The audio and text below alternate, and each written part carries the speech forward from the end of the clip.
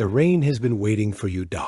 It falls softly, not in haste, but in a kind of ceremony. Each drop a gentle invitation, each gust of wind a whisper, guiding you inward. You arrive at the door of the Quilt House, its wooden frame bowed with age, its hinges creaking open like a long sigh. There's a hush in the world, a kind of stillness that only comes when the clouds decide to speak in water. Inside, the air is warm, not heated, not hot, but warm the way memory is warm. The kind of warmth you feel when your mother tucked you in, or when silence covered your shoulders like a shawl in a candlelit room. You place your hand on the wall. It doesn't feel solid, exactly. It feels alive. The wood breathes with the weather. As the rain falls, the fibers of the house respond. The walls expand slightly, the floors creak, the air grows denser. The Quilt House inhales the storm got so. Do you? Your lungs slow down as you breathe in the damp scent of the world, wet pine, earth, wool, and distant lightning. You don't realize it yet, but your body is synchronizing with nature. Your heart slows, your skin cools, your breath deepens. This is not just rest. This is entrainment, a biological phenomenon where your internal rhythms align with the environment. Out there, the barometric pressure is falling. You can't see it, but your body knows. Your joints feel it first, that subtle stiffness. Your mood, too, feels the pull of the rain. And your parasympathetic nervous system, the one in charge of rest and repair, is slowly taking the lead. This is why rainy nights feel different. Not just emotionally, biologically, you move deeper into the Quilt House, your footsteps, muffled by woven rugs. The windows shimmer with raindrops that catch the candlelight, turning the world outside into something impressionist and slow. You feel safe. But more than that, you feel regulated. The nervous system, much like this house, is not rigid. It's fluid. And right now, the storm outside is whispering. Slow down, settle in, let go your ears attuned to the sounds around you. The rain becomes a soft percussion on the roof, not chaotic, but rhythmic, like a lullaby composed by weather. You've heard the term white noise before, a steady sound that masks sharper disruptions. But here, the rain is more than a sound. It's a netrone. Rain has a frequency, a vibrational pulse, and your brainwaves, in turn, respond. Studies show that natural sounds, especially water-based ones, can encourage alpha and theta waves in the brain, the frequencies of calmness, creativity, and sleep. You sit in a chair carved from oak, worn down where countless hands have rested. It, too, carries memory. The kind stored not in neurons, but in the grooves of time and touch. Your shoulders release. The fire crackles somewhere behind you, but it's the rain that holds your attention. It doesn't ask for anything. It doesn't expect. It just falls. Soft and slow and eternal. The house creaks again. You might think it's the wind, but it's more than that. Wood is hygroscopic. It absorbs moisture from the air. As humidity rises, the structure swells, expands, adjusts, like a chest inhaling. The Quilt House is breathing with you. And in this shared rhythm, you begin to feel the illusion of separateness dissolve. You are not apart from the storm. You are part of its system. You recall how the ancient Chinese believed that qi, the life force, moved through weather, body, and breath alike. Modern science may use different terms, like ionization or air density, but the experience is the same. You place your hand on your chest. The steady rise and fall. You are alive. But not just alive, you are tuned. Outside, the rain continues. Each droplet that falls carries a microstory, formed in the upper atmosphere, shaped by temperature, altitude, and gravity. It takes one drop about 9 minutes to fall from cloud to earth. By the time it reaches the roof, It's had a journey. Like you. You close your eyes. Your breath matches the tapping on the window pane. The room darkens slightly as the storm thickens. But here, inside this breathing house, you are safe. The fire glows. The roof hums. The very walls expand and contract like lungs. This space is not simply shelter. It is a living interface between you and the natural world. And in this space, you begin to remember what the world sounds like when you stop rushing through it. When you finally stop long enough to notice that even a house can listen. Even the walls can whisper. Even your breath, slow and rhythmic, can become part of a storm's music. The rain is not going anywhere. Not yet, and neither are you. You wrap yourself in a thick handmade quilt, every thread woven by someone who once imagined comfort. Quilts are more than blankets. They are warmth arranged by memory, a tactile map of someone else's care now resting on your shoulders. You feel the warmth begin at your back and spread outward like light, filling a quiet room. Your body, once alert, now turns toward sleep. Your eyes grow heavy. Outside, thunder rolls, not loudly, but like a reminder that even the sky has a pulse. You sink further into the chair, further into the quilt, further into this moment. The house settles. So do you. But even as sleep edges closer, your mind, now quiet, begins to wonder if a house can breathe with the rain. What else in the world remembers? What else in the sky holds a story? The rain eases, just slightly. It becomes a hush instead of a hymn, a distant whisper rather than a song. You stand by the window of the Quilt House, your hand resting against the cool glass, watching as clouds drift like slow-moving dreams across the gray canvas of the sky. They don't rush. They have no destination. They simply exist, forming, fading, reshaping, just like your thoughts. Clouds are memory in motion. The water within them has already lived many lives.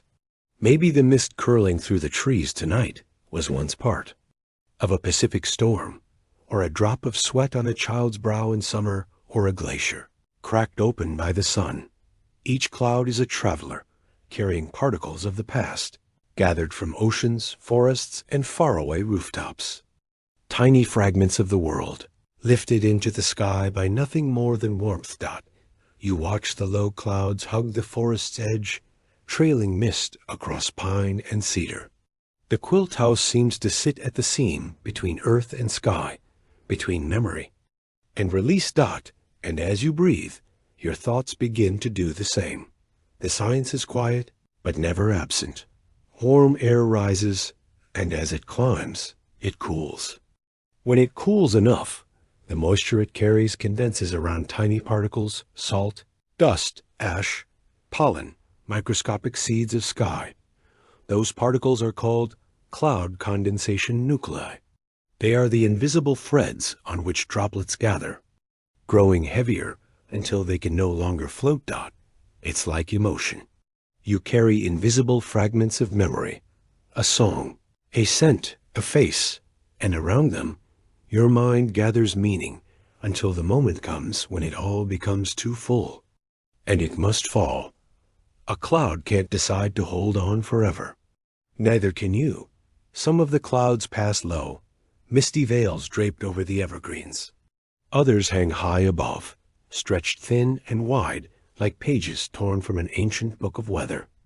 Inuit once used dozens of words for different kinds of snow, and in old sailors' charts, clouds were once named like creatures: morays' tails, anvil heads, sheep backs, mackerel sky. Before satellites, before barometers, humans read the sky like a diary. They knew what the clouds were trying to say. Even now, with data and models and radar, we still look up for answers. The language of the sky hasn't changed, only our ability to listen. And you, standing here, listening to the clouds, you begin to hear it again. The clouds aren't just made of water. They carry heat too. Every time water evaporates from a lake or skin or field, It steals a bit of warmth, a tiny packet of energy tucked away until the water condenses again. That warmth is released back into the sky, heating the air, feeding the storm, shaping the weather.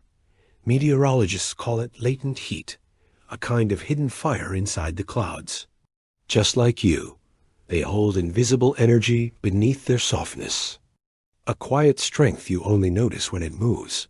You blink, and a single bird cuts through the mist, its wings silent as it disappears into the gray. Somewhere in the folds of that cloud, there is ash from an old wildfire, salt from a distant sea, a sigh from someone standing on another shore. Water is never gone. It simply changes form, evaporates, condenses, falls, rises, and then begins again. So do your memories. Your thoughts, your moods, your reflections, they too drift and shift, never fixed in one shape, always responding to the warmth of the day, the pressure in your chest, the need to let go. Outside, a new curtain of mist begins to form. You watch as it slides gently between the trees, curling around branches, softening everything it touches. Even sharp edges disappear in the fog. Even the loudest thoughts quiet down. There's something comforting about watching the world blur. It reminds you that you don't always have to see clearly to feel safe.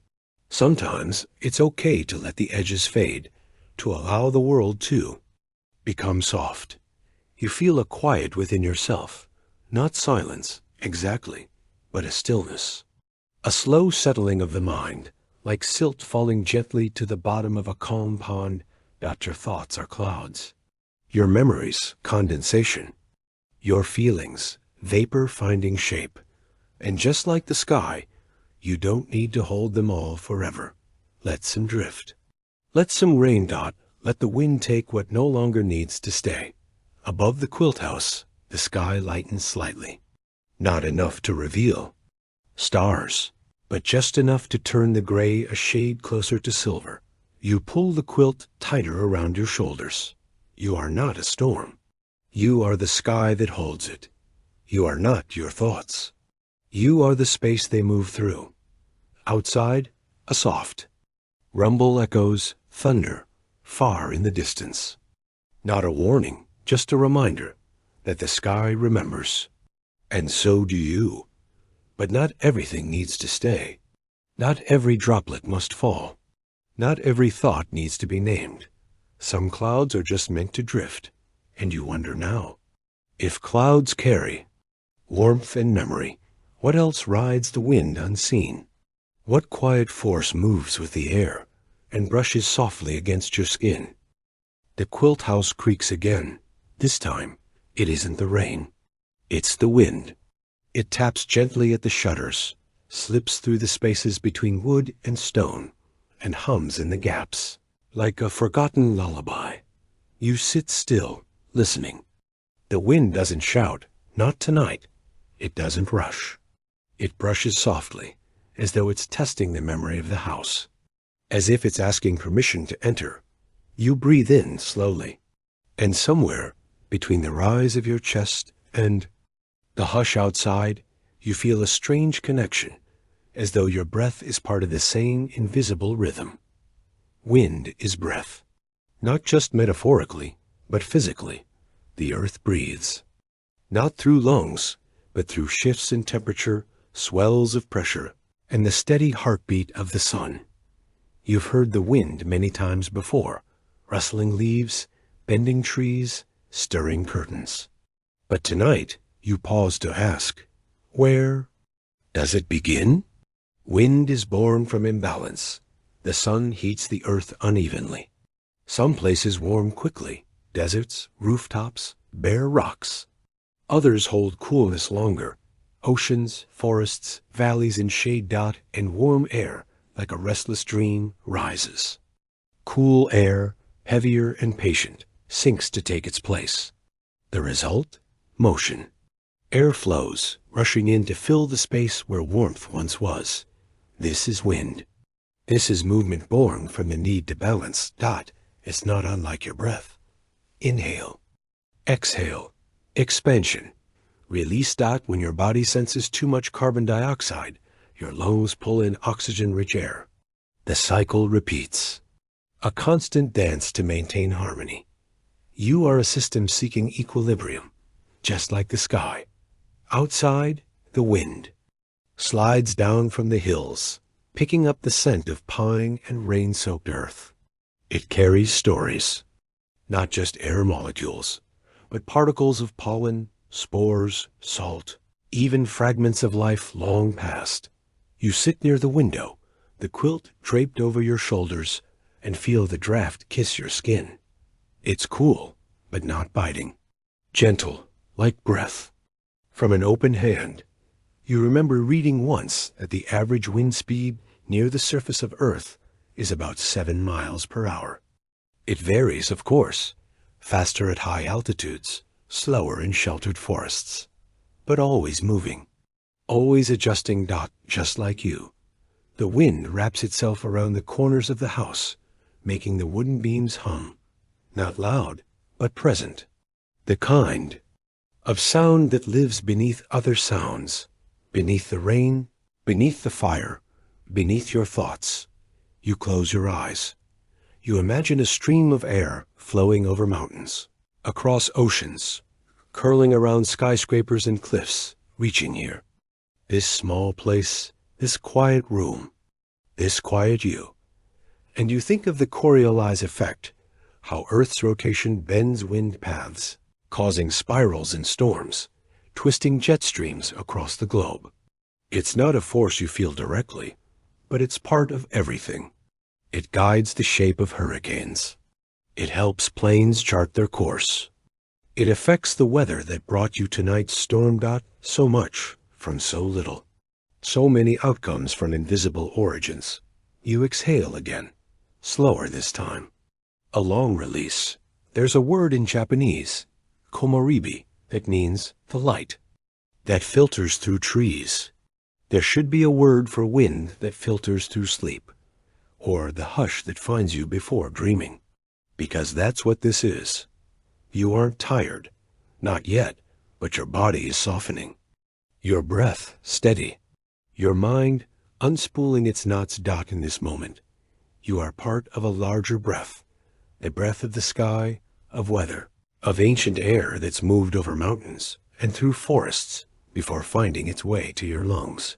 You begin to feel something familiar, yet new. Your ribcage expands with each inhale, not forced, but easy.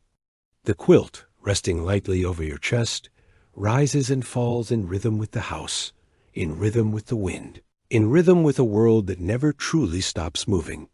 You think, briefly, of how the bones of your body respond to wind. 2. Have you ever felt it in your joints before a storm? A stiffness, an ache, a twinge of something you can't explain? Barometric pressure, the weight of the air, shifts with changing weather. Your body notices before your mind does. Your skin tightens, your ears pop, your balance recalibrates. You are a barometer, that you are not separate from the wind. You are made of responses, a living, breathing weather vane, turning quietly with the world. You don't need to understand every movement to feel its truth. You just need to listen, dot, and tonight, as the wind brushes gently past the windows, you listen deeply, dot, not with ears, but with your bones, with your lungs, with the quiet space behind your eyes that only opens when everything else grows still. You wonder if the wind is the breath of the earth, and your breath is the wind's reflection. Then what is heat? What is warmth? What is the quiet fire that flickers inside you when you're wrapped in stillness and rest?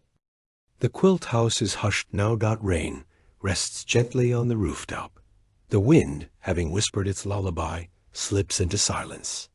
And you, wrapped in layers of soft fabric, stitched by someone's loving hands, begin to notice something new. Warmth, not just heat, not just temperature, but warmth, that quiet, steady presence rising from within you like a candle left glowing in a still room.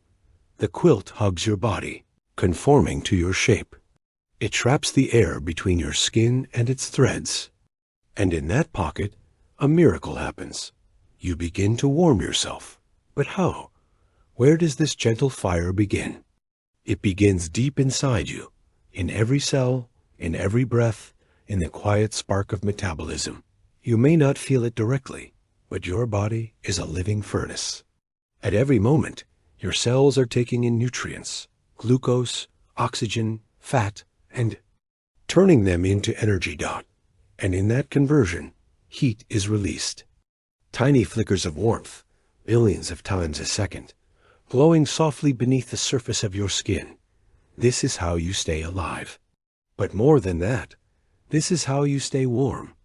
Even now, as you rest, your muscles, they'll still generate subtle waves of heat. Your liver works quietly, a powerhouse tucked beneath your ribs, producing warmth as it processes and purifies. And your brain, always glowing with silent thought, uses more energy than any other part of you. A steady flame in the hearth of your skull. You think of it as background, but it is everything. You shift slightly under the quilt, the warmth moving with you, settling into the creases of your body like light in valleys. You don't need a fire. In the hearth, your body carries its own. This process, this steady creation of warmth, is called thermogenesis, a word that means heat making. Your body does it constantly, even when you're asleep. There are two main kinds. Shivering thermogenesis. When you're cold, your muscles tremble to generate bursts of heat. And non-shivering thermogenesis, a quieter process, handled by your cells, especially by a special kind of fat known as brown fat. Unlike the white fat that stores energy, brown fat is active. It burns calories to produce heat. It's concentrated around your neck, shoulders, and spine, like a secret scarf your body built just for you. Newborn babies have more brown fat than adults. Because they can't shiver yet, they rely on this deep biological fire to keep them safe in a world still learning to hold them. And in you, even now, some of that ancient fire still burns. You take a deeper breath. The quilt rises with you. The air around your face is cool, but beneath the covers, a soft heat gathers. Not too hot, not restless, just right. There's a reason this feels good. Your skin is your largest organ, and it's filled with thermoreceptors, tiny sensors that detect temperature. When these receptors sense warmth, they send signals to your brain. Safe, comfortable, stay. This is why you love hot showers on cold mornings. Why we seek sunlight in winter. Why the warmth of a hand can say more than 1,000 words. Your body speaks the language of temperature. And it listens always to the quiet messages of heat and cold. You nestle further into the quilt. Each layer is made not just of fabric, but of purpose. Quilts work through insulation. They trap warm air, creating a barrier between your body and the cooler world beyond. It's not the quilt that warms you. It's you. The quilt simply holds in what you are already creating. In that way, it is both a mirror and a guardian, reflecting your own energy and sheltering it tenderly. You? Think of how ancient people understood this intuitively. They wrapped themselves in animal skins, in moss, in woven reeds. They built fires not just to cook or survive, but to share warmth, to gather close and let the science of heat become the poetry of togetherness. Even now, in a world of thermostats and heated blankets, we are still drawn to the primal comfort of warmth shared. You imagine the first person to discover it. Not warmth itself, but the feeling of it. The way it spread across the skin, slowed the heartbeat, brought the body home to itself. Perhaps they didn't name it. They didn't need to. They simply closed their eyes, held still, and let the heat do what it was meant to do. Heal, restore, soften. Your body, too, understands this. At night, it lowers its internal temperature slightly, a signal to the mind that sleep is near. But tucked beneath the quilt, You create a pocket of heat that calms the nerves and eases the transition. This is not an accident. This is biology. Cradled in comfort. This is sleep science written in softness. You think again of that gentle fire. Not the wild kind, not flames or sparks, but a deeper warmth, steady and sacred. The warmth of digestion, of breathing, of thought. The warmth that says, you are alive. You curl into the shape of rest. Not quite asleep, but softened, drifting. The quilt folds around your spine like the earth itself has risen up to hold you. Still Dot, and just as you begin to slip beneath the surface of thought, a question arrives, quiet but persistent, Dot. If warmth is made within you, if every cell is its own tiny hearth, then what else do you carry inside? What other signals are born? Within, not for survival, but for story? The room is still, the fire dim, the quilt heavy and warm across your legs, and then tap, a soft sound at the window. Then another, and another. Like fingers gently drumming a rhythm only the sky remembers, Dot. It's the rain, returning. But now, it's not just falling. It's speaking. You listen, eyes half closed. It doesn't take long to realize. This isn't random. Each droplet carries a different weight, a different fall, a different note in the symphony of water. The roof, the glass, the leaves outside. Each one gives the rain a different voice. And your body listens, Dot, not just with ears, with skin, with bone, with the fine hairs on your arms that rise ever so slightly with each soft strike. Vibration. That's what sound really is. Not something out there, but something moving through you. Your ears don't hear sound as much as they feel it. Waves in the air. Tiny compressions and stretches. Rippling outward from a point of impact, like the surface of a pond disturbed by a single stone. A raindrop is one such stone. When it hits the glass beside you, a ripple of pressure bursts into motion. It travels through the air, enters your ear canal, and strikes your eardrum. A delicate, responsive membrane, no thicker than paper. The eardrum trembles. Behind it, 3 tiny bones, the malleus incus and stapes, amplify the movement, passing it into the spiraled cochlea, deep in your inner ear.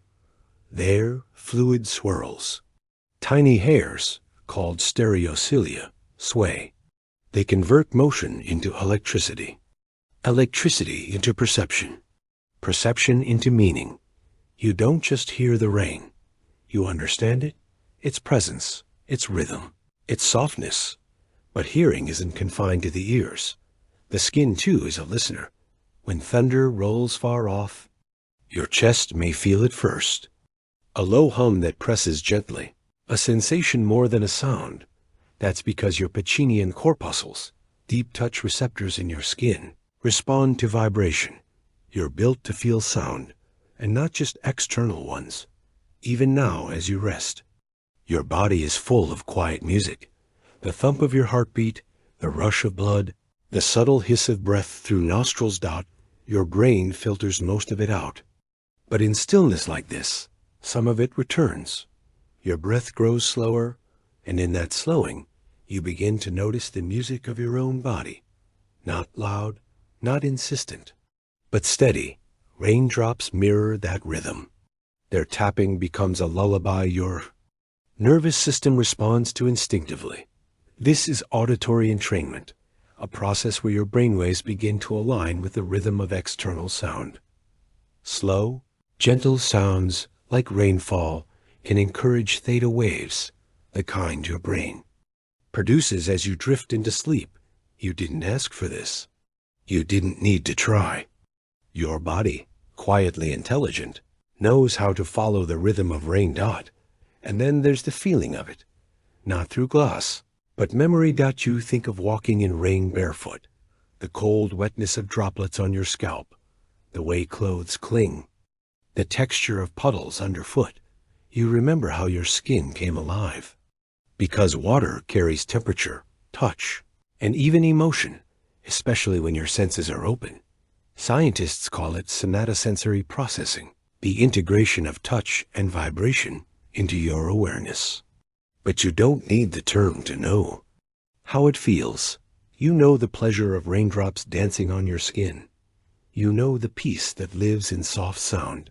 You know how something so gentle can fill a room with presence. Tap, tap, tap. The rain speaks again. The window listens. So do you. Inside your brain, a symphony of neurons fires in response, not just in the auditory cortex, but across regions that manage memory, emotion, imagination. That's why rain can make you nostalgic, or make you sleepy, or calm. It's not just noise. It's a signal, one your body has evolved to recognize as safe, familiar, and non-threatening. In ancient times, rain often meant shelter time, a chance to pause, to rest, to be still. You still carry that wisdom in your cells, in your bones. You sink deeper into the quilt, the steady sound of droplets now blended into the background like the ticking of a soft, watery clock. Outside, the trees sway slightly, leaves rustling in rhythm with the falling rain. A harmony of touch and tone. Even your breath begins to mimic it. Soft, slow, falling gently inward, then outward again. Sound shapes breath. Breath shapes mind. Mind shapes experience. And in this experience, you find something sacred. Not grand, not dramatic, but sacred in its simplicity. The rain doesn't need your attention, but when you give it, even just a little, it gives back something more, a space to rest inside, a rhythm to follow, a feeling that you are not alone, that something or someone is always speaking in softness, just waiting for you to be still enough to hear it. And now, as the rain deepens slightly, the tempo shifting, your mind drifts to another question. If water can speak through sound, what else does it carry? What hidden signals does a raindrop bring with it? Not just in motion, but in meaning? The rain has stopped. You don't notice it at first, not until the soft percussion on the window disappears, and the world leans into quiet. It isn't the kind of silence that feels empty. It's the kind that hums underneath everything, like the soft breath of something alive and unseen. You open your eyes for a moment, the dim light unchanged, but the mood somehow deeper, calmer. A silence after rain is different from a silence before it. It feels like something has been released, like a long-held breath has finally exhaled. You rest your head against the pillow, the quilt a steady weight across your chest. And in that stillness, you begin to drift inward, into the spaces that open only when the world gets quiet. Your mind begins to move, not fast, not urgently, but like mist curling through a forest, searching for shape, carrying thoughts that feel like echoes. This is where memory lives. Not in files or folders, but in movement, in waves, in silence. You begin to wonder, what is a memory, really? It isn't just a picture. It's not just a date, or a word, or a name. A memory is an experience, reconstructed. When you remember, you don't replay a recording. You rebuild the moment. You pull together scattered pieces from different parts of your brain and stitch them into something whole. It's not exact. It's never perfect, but it's yours. Inside your brain, there are billions of neurons, tiny, branching cells designed to pass along signals. When something happens, a scent, a sound, a moment of emotion, certain neurons fire together. If that moment matters, if it's intense, or repeated, or novel, those neurons wire together more tightly. They form a synaptic pathway, a trail your brain can return to. This is how memory is formed. Fire together, wire together. But it doesn't all happen at once. Your waking brain is good at noticing, at collecting fragments. But it's your sleeping brain that assembles the puzzle. You shift, Beneath the quilt, your eyes closed, but your thoughts alive. Even now, even as you near sleep, your brain is preparing to do its deepest work. In sleep, especially in slow-wave sleep and REM sleep, your brain replays the day.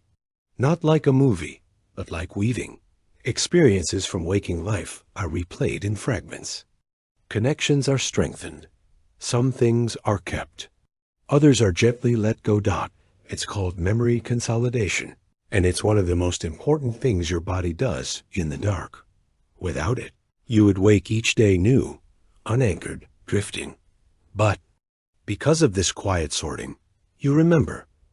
You remember not just what happened, but how it felt. And perhaps more importantly, how it shaped you. You turn onto your side and notice how soft your breath has become. You think of the hippocampus, a small, seahorse-shaped structure deep in your brain, essential for storing new memories. And nearby, the amygdala, the keeper of emotional intensity. Together, they decide what to keep and what to fade. You don't make this choice. Your body does. It knows that not everything needs to stay. That forgetting is as sacred as remembering. That silence, true silence, is often where the most important things begin. You consider how your brain clears space throughout the day. As you learn, think, stress, wonder, your neurons build up waste, metabolic byproducts, fragments of used neurotransmitters, bits of discarded signal. But at night, your brain activates the glymphatic system, a fluid network that washes the brain like a gentle tide, clearing away what's no longer needed, making space for what is. It's like tidying a room before morning. A quiet act of care. You didn't know that before, but now you feel it. The soft cleansing, the clearing away of clutter. The silence isn't empty. It's working. There's a word in neuroscience. Neuroplasticity, the brain's ability to reshape, to rewire, to learn again. Even now, as you rest, your mind remains pliable. It is not fixed. You are not fixed. This silence is your invitation to change, to grow, to soften old pathways and strengthen new ones. And you remember something else, something from earlier, perhaps from childhood.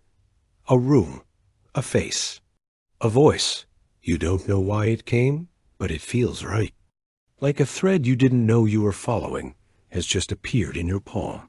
You hold it gently, letting it glow for a moment, and letting it fade. You don't need to chase it. The mind remembers what it must and releases what it can. Settle deeper. The quilt is heavier now, not in weight, but in presence. Outside, the world is hushed. Inside, your brain glows faintly with signals and stories. Washing, rewiring, weaving. This is what silence holds. Not absence, but repair, restoration, integration. The rain taught you how to listen. Now, silence teaches you how to remember. And just before your thoughts begin to dissolve, you wonder if silence can unlock memory. What happens in the spaces where memory meets imagination? The storm has softened. What was once a steady rhythm of rain and whispering wind has faded into distant echoes. A memory of motion, now held gently in the folds of night. You lie still beneath the quilt, your breath slow, your body warm. Outside, the window, the sky begins to clear. You can't see the stars just yet, but you imagine them there, scattered across the dark like tiny lanterns left behind by someone who knew you might need light to dream by. And somehow, as you stare into the quiet, you begin to sense the stars inside you too, because your brain, this soft, quiet, glowing organ wrapped in silence, is not unlike a night sky. It holds multitudes. It pulses with energy. And it speaks in flickers. You close your eyes. And instead of blackness, you begin to see movement. Little sparks, soft bursts of light. Not real light, but something like it. Thoughts forming and fading, drifting like meteors across the canvas of your mind. This is not imagination. This is science, because even now, as your body lies still, your brain remains active.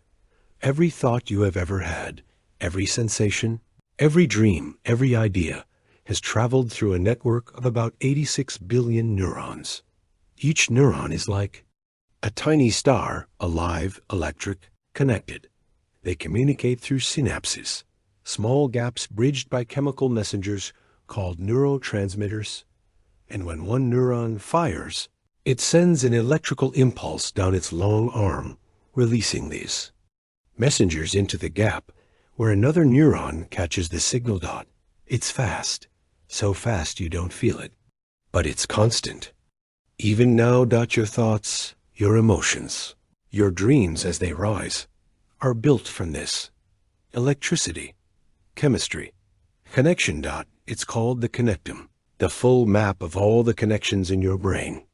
Each neuron may be connected to thousands of others, and the pattern of these connections is what makes you uniquely you. Your memories, your instincts, your voice, your imagination, all woven into the structure of this infinite web. And when you remember something, a face, a smell, a feeling, you are lighting up a pattern, like a constellation. You don't store the memory in one place. You store it in a shape, a sequence, a glow that only you create. You begin to understand now why sleep doesn't shut the brain down. It simply changes the sky. When you are awake, your brain is like a sunrise, active, bright, engaged with the outer world dot. But now, in the quiet of night, your brain becomes a moonlit field. Activity slows. Waves change. You drift into theta and delta rhythms, slower brain waves that invite dreaming, healing, and repair. These waves sweep across your brain like tides. They rinse, they restore. They encourage neurons to fire in unison, brief symphonies of silence and signal dot. It's beautiful, this quiet choreography, and you are part of it. Somewhere in your brain, glial cells, the caretakers of your neurons, are hard at work. They clear debris. They regulate flow. They keep the stars from dimming. You may be asleep, but inside, your stars are aligning. You think of the default mode network, a pattern of brain activity that lights up when you rest, daydream, or reflect dot. It's your internal canvas, where ideas float freely, where creativity brews quietly beneath words dot. It's not nothing. It's the hum behind thought, the sky behind the moon. You drift in and out of this network, even now. And perhaps this is what it means to know yourself. 2. Feel the shape of your own mind. To sense the soft constellations within, you take a breath. Not just air, but awareness. You picture your neurons, those glowing stars, firing, connecting, in patterns shaped by memory, by mood, by hope. Some fire only once, others again and again, strengthening their bonds. This is long-term potentiation, the process by which repeated thought builds stronger connection, like walking the same path through a field until it becomes a road.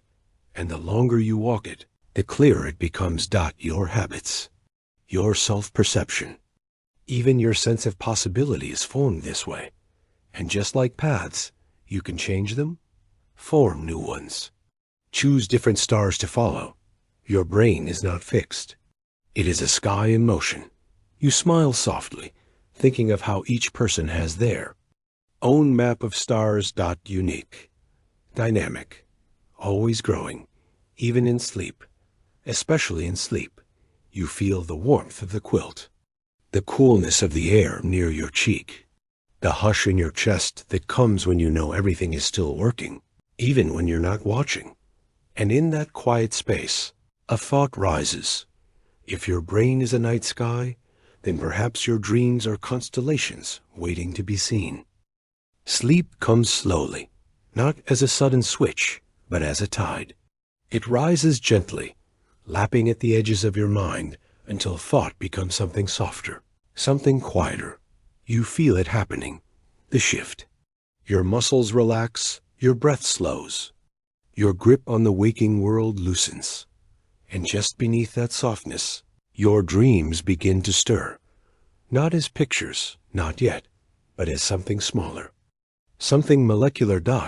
Because dreams don't start in your imagination. They begin in your chemistry. You may think of dreams as stories, narratives spun from memory and fantasy. But under the surface, each dream is a carefully orchestrated ballet of molecules moving through your brain. You drift further, your body now fully at rest. Your brain, however, is still very much awake. Only now, it's dancing in its own private theater. This stage is set by neurotransmitters, tiny chemical messengers that shape your entire sleep cycle. The first to arrive is adenosine, a quiet builder of pressure. All day long, as you think and move and feel, adenosine collects in your brain. It builds a gentle weight, a signal that it's time to rest. And when you do, adenosine releases its hold. Like a hand letting go of yours, it allows you to sink. Next comes GABA, short for gamma-aminobutyric acid. It's your body's hush button. It slows the chatter between neurons, quiets your systems, relaxes your muscles, and clears the space for sleep to deepen.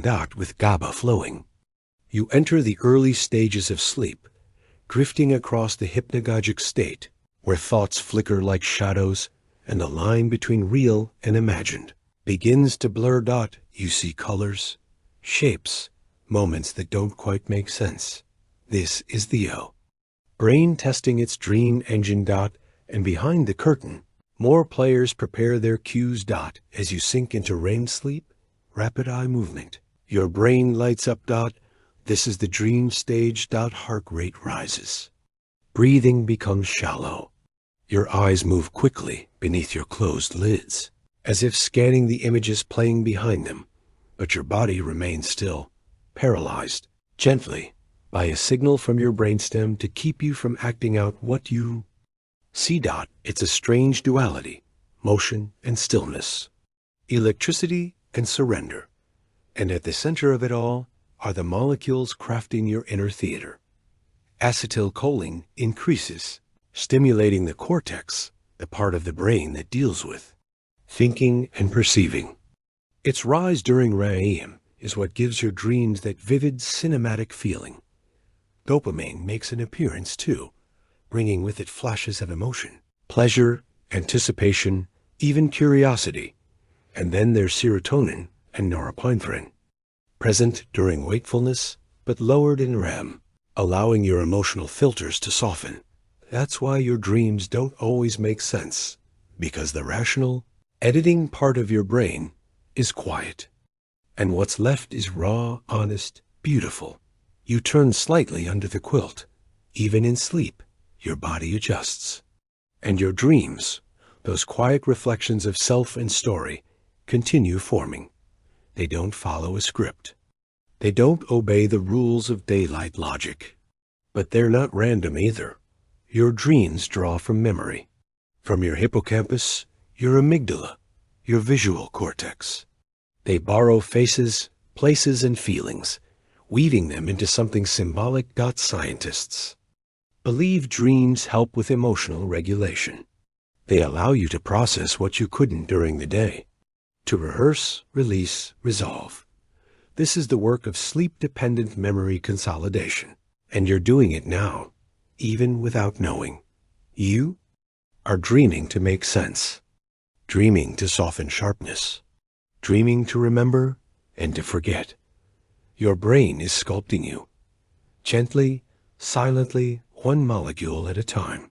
You think distantly of how fragile and profound this process is. Each neurotransmitter, smaller than dust, holds the power to shape your dreams, your feelings, your healing. It's almost sacred. You imagine a droplet, not of water, but of dopamine, landing gently in a receptor, triggering a dream of someone you've longed for, or a single burst of acetylcholine, sparking a surreal landscape where gravity bends and voices sing in color. And you begin to realize you are not the dreamer. You are the dreamed.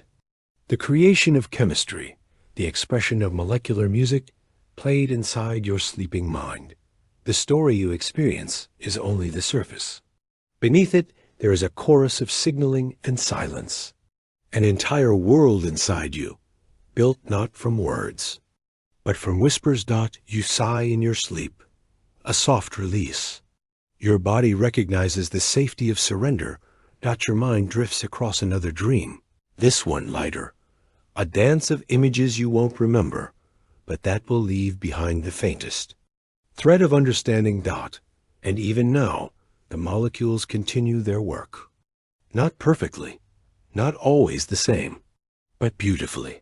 Sometimes dreams confuse, sometimes they frighten, sometimes they feel like nothing at all. But always they are made of you. Your chemistry, your story, your design.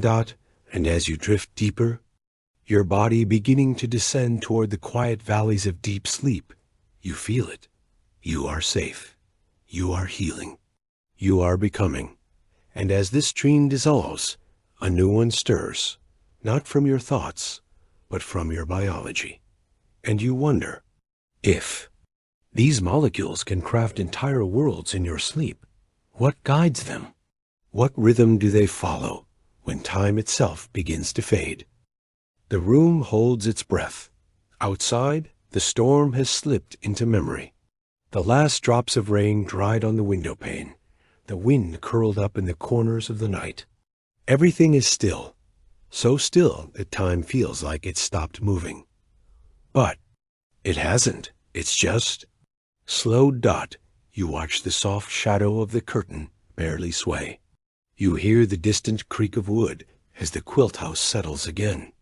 And somewhere deep inside you, a rhythm you didn't know you were following begins to reveal itself. You are not just passing through time. Time is passing through you.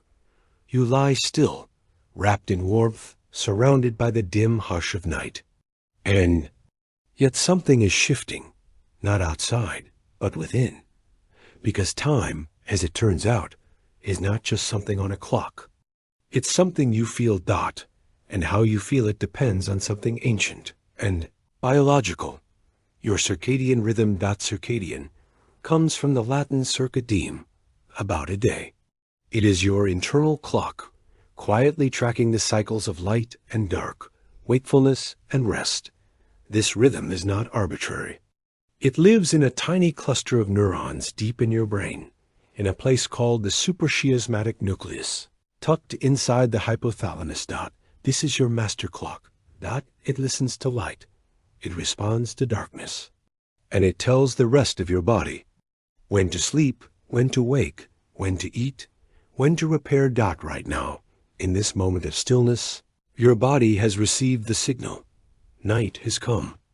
It's time to slow. Your temperature has dropped slightly. Your blood pressure is lower. Your thoughts are quieter. And your sense of time is stretched, like a thread gently pulled through soft hands. You turn your face slightly toward the cool pillow. Even this simple movement feels like it takes longer, not because you're tired, but because you've surrendered. You've stepped out of measured time and into felt time. This difference is subtle, but real. When you're alert, stimulated, surrounded by brightness and sound, time feels short, fast, fragmented, fleeting. But in calm, in silence and comfort, time expands. Seconds feel longer. Moments feel deeper. This isn't imagination. It's perception.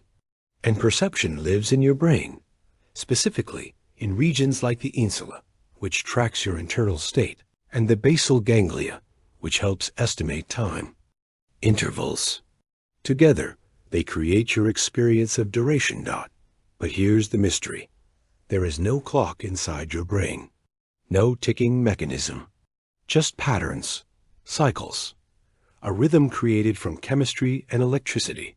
One of the key players is melatonin, a hormone released by your pineal gland when darkness falls. Melatonin doesn't make you sleep. It tells your body that night has come, that the world is safe enough to rest. It whispers to your cells, to your thoughts, to your mood. It dims the lights inside, so the deeper systems can come alive. And in that dimness, your perception of time begins to shift. Minutes stretch, thoughts pause. You are no longer in a rush to get anywhere. This is how the Quilt House holds you, not just with blankets, but with time that flows like honey. You don't need to look at a clock. You feel the hour in your bones. You feel it in the way your limbs grow heavy, the way your eyes resist the world, the way your breath moves without your asking. You wonder now how much of your life has been lived in fast forward, and how rare it is to feel time slow down, to feel it like a warm pool, inviting you to float. You close your eyes again. You don't think of seconds or minutes. You think of moments, like this one, the soft pulse behind your ears, the way the quilt holds the heat of your body, the scent of rain lingering in the wood of the house. Nothing moves quickly here. And that's a gift, because slowness allows space to process, space to remember, space to feel. And in this space, your body begins its quiet rituals of renewal. Your cells repair, your brain reorganizes, your heart rests. This is not nothing. This is everything. And time, real biological time, is the rhythm beneath it. All. It's the reason flowers open in morning light. It's why birds sing at dawn. Why you feel sleepy at night, even before you notice the sky darken. Your rhythm is written in your DNA. You are a clockwork being. Not mechanical, but organic. And when you allow yourself to slow down in a quiet room with no urgency, you remember who you are. You are not your calendar. You are not your to-do list. You are a body tuned to the turning of the earth, the shifting of the sun, the long inhale and exhale of time itself. And now, as the night deepens, as your perception expands, you begin to wonder if time slows in stillness. What else becomes visible when everything else fades away? The Quilt House is quiet now. No rain, no wind, just the soft hum of stillness and the warmth of your breath rising and falling beneath the quilt. You lie still. But inside you, a gentle transformation has already begun. You've arrived at the edge of sleep, the edge of letting go. And here, without effort, your body begins the deep work of healing. Letting go isn't something you do. It's something your body knows. Like the soil that softens after a storm, you don't collapse. You settle. You return to yourself. And in this return, a science unfolds. Your muscles, once alert, begin to release. Tension melts from your shoulders. Your jaw softens. Your hands unclench. Tiny signals from your parasympathetic nervous system flow through your body, inviting you to let go. This system, the rest and digest branch of your nervous system, isn't flashy. It doesn't rush. It hums. It soothes. And as it takes over, your heart rate slows. Your blood vessels widen. Digestion resumes quietly in the background. And your immune system begins its nightly work. This isn't just relaxation. This is repair. In the quiet of this cozy room, your cells begin to renew. All day long, your body has gathered damage, small tears, tiny stresses, microscopic wear. But now, under the cover of darkness, you heal. Hormones are released. Proteins are synthesized. Broken structures are rebuilt. This is anabolism, your body's internal rebuilding project. And it happens best when you are at rest.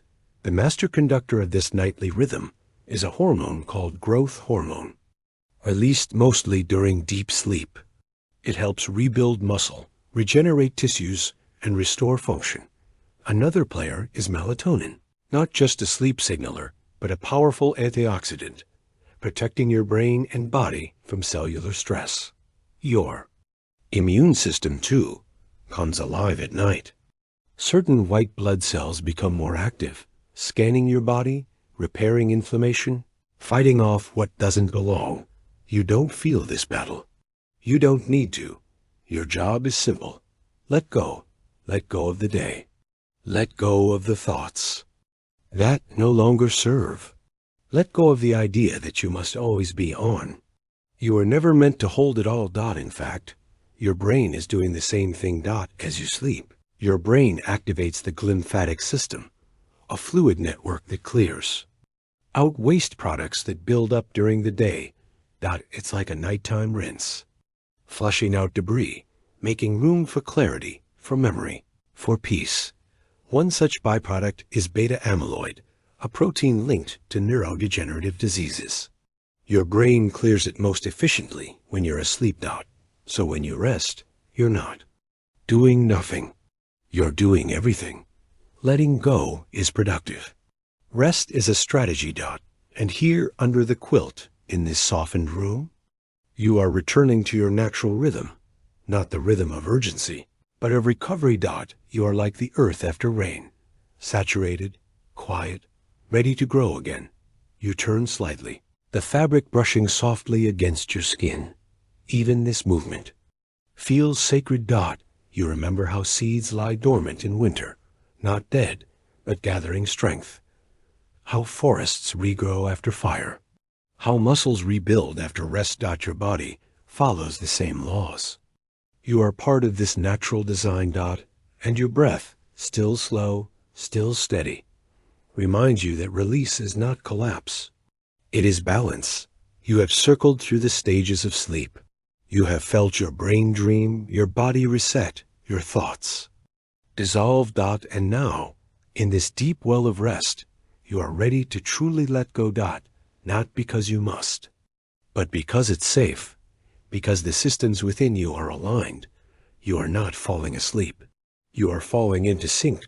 This is the biology of peace, not the absence of stress, but the quiet orchestration of repair, memory, emotion, and rhythm, working as one. And while the outer world sleeps, your inner world awakens to its own silent beauty. The miracle is this: you don't have to force it. You only have to allow it. Healing, restoration, integration, they all begin when you soften your grip. You exhale. A longer breath. Your body listens. And just like that, your brain slows its signaling. Your muscles reach full relaxation. Your heart finds its slowest, most efficient beat. And somewhere inside, the last bits of wakefulness melt into the fabric of sleep. This is where dreams begin again, but now from a deeper place. Not story, not memory, but something more essential. Knowing that it's okay to pause, that you don't need to be useful to be worthy. That letting go is not weakness, but wisdom. You are not broken. You are recovering. You are not behind. You are breathing. And all the things you thought you had to carry, they're lighter now. Not gone, but no longer yours alone. Sleep is not the absence of life. It's the preparation for it.